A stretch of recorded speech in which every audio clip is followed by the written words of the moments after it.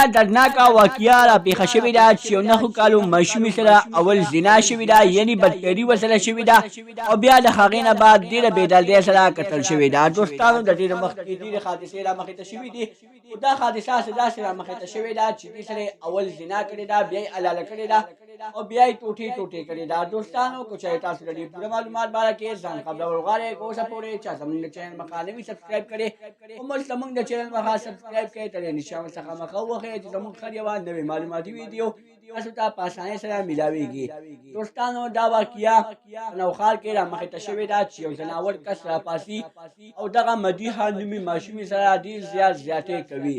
دغه مدیحه نومې ماشومه دې ځناور سړي څنګه بوتله چې داسې غلط کار یې ورسره وکړو او بیا یې د هغه غلط کار نه بعد ډېره بېدردۍ سره قتل کړه.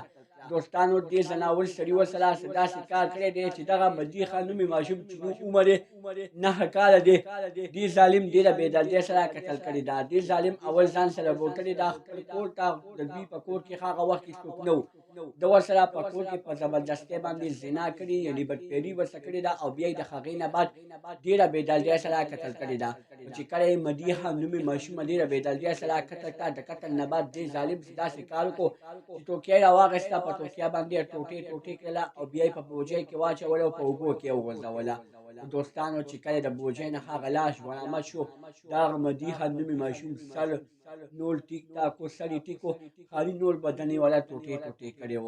چې کله یې پلار ته دغه لاش میلاو شو، پلار یې په دغه وخت کې دومره وجلل، د مدیحه نومې ماشوم مور مړه وه، دا یتیمه وه، دا ځکه دومره ظلم ورسره وشو. دوستانو نن سبا په دې ملک کې داسې حالات شروع دي چې زید ته زید یې د زنا یعنې د بدکارۍ رامخې ته کېږي او بیا هغه ماشومه ډېره بېدردۍ سره قتل کېږي. دوستانو دا لومړنۍ مدیحه ماشومه نه ده، د دې مدیحه ماشومې نه مخکې زینب ماشومه ډېره بېدردۍ سره قتل شوې وه. د هغه زینب ماشومې نه مخکې نورې ماشومانې ډېرې بېدردۍ سره قتل شوې وې. د دې مدیحه ماشومې نه مخکې یو کریم ماشومه هم ډېره بېدردۍ سره قتل شوې وه. هغې سره هم چې داسې واقعه مخې ته راغلې وه چې څنګه د مدیحه ماشومې سره دا واقعه مخې ته راغلې، داسې واقعه چاته هم مخې ته نه ده راغلې. دا مدیحه نومې ماشومه یې ډېره بېدردۍ سره قتل کړې ده. دوستانو د دې ګناه دا وه چې دې دغه سړي سره اول یعنې زنا وکړله، دغه سړي ورسره په زبردستۍ باندې زنا وکړه او بیا یې ډېره بېدردۍ سره قتل کړه. دوستانو داسې ډېرې واقعې مخې ته راغلي دي، خو اوسه پورې چاته انصاف نه دی میلاو شوی، خو یو ته پکې انصاف میلاو شو، داسې واقعې به مونږ ته نورې مخې ته نه راسي، خو نه دوستانو انصاف نه میلاویږي.